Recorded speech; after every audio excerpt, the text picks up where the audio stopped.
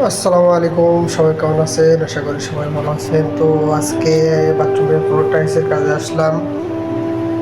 এই যে এটা কাজ করতেছি, দুইটা বাথরুমের ফ্লোর টাইলস করব। নিচে একটা শেষ হয়ে গেছে, ও এখানে আর একটা শুরু করতেছে। এই যে এখানে আমরা যেভাবে লাগাই, এই যে বাল্ব আছে, বাল্বের উপরে নরম খালটা দিয়ে লাগাবো।